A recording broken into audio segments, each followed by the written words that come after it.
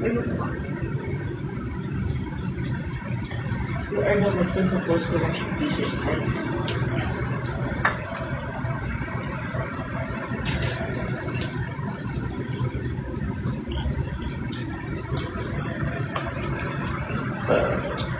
Tahimik. Diba? Ang payapa ng bahay pag tahimik. Kaya yung gawin niya. Patahimik sa lawan na 5 seconds lang. Diba ang sarap ng kain natin pag tahimik ko? Kasi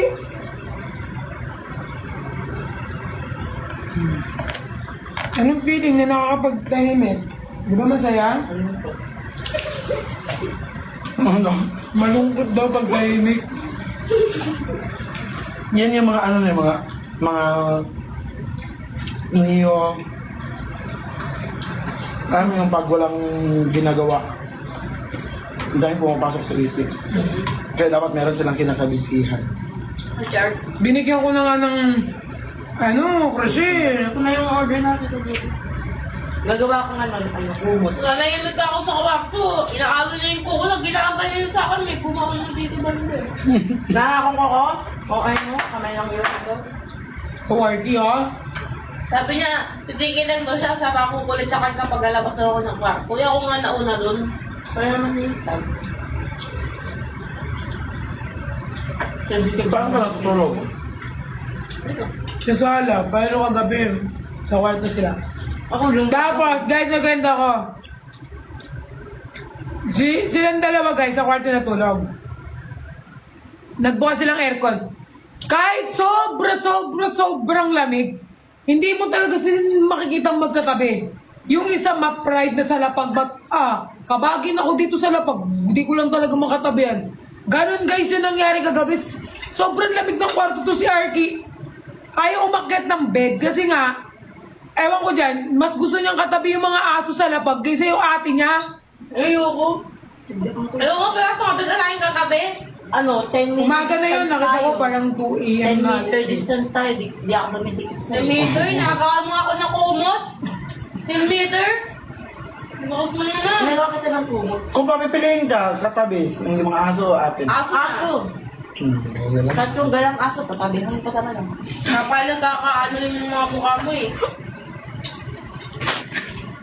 Ikaw, urat lang. Kahit sobrang lamig, guys, hindi mo naman pagtatabi yung dalawang yan.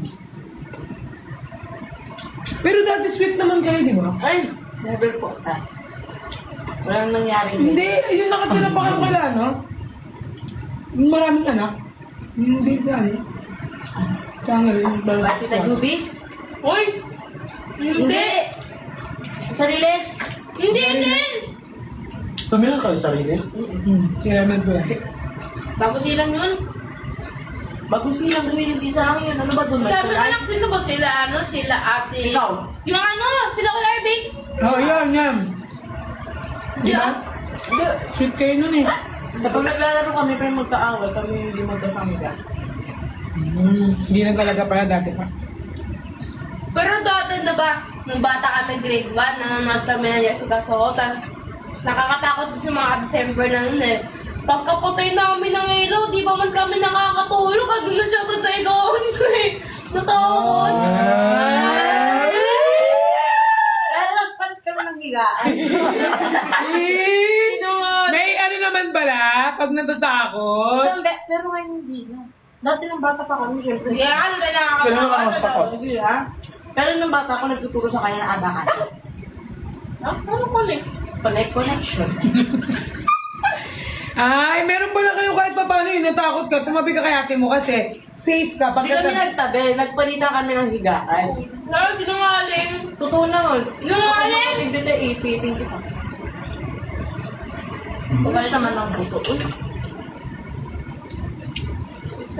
Pag 200k daw, tep-tep, face reveal ka na daw. Kahit 1 million pa yan. Tenga lang daw. Ayaw niya guys eh. Ayaw ko naman siyang pilitin. Kanina nga bago ko i-upload yung video namin, takpan mo yung mukha ko dyan takpan mo yung mukha ko dyan kahit nakatakip. Ducklight. Nagtatlo kami doon sa nakatarikod siya. Gawin mo yung ducklight daw. Bakit ang? Diyos naman. Isa pa, duck leg, mas malambot.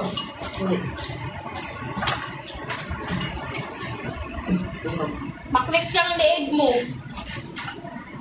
Lagi yung pinapaikot ko na ito. Ano bang ano mo?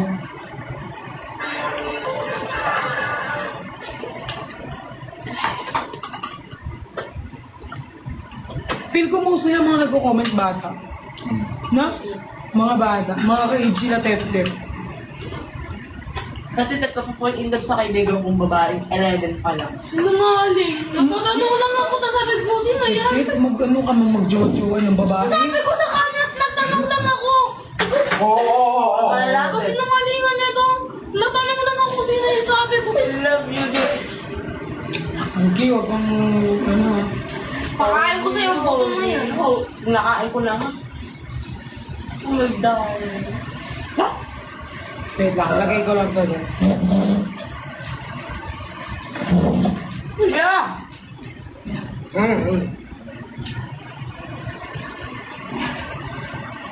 May kalan na yung ilong ni ano.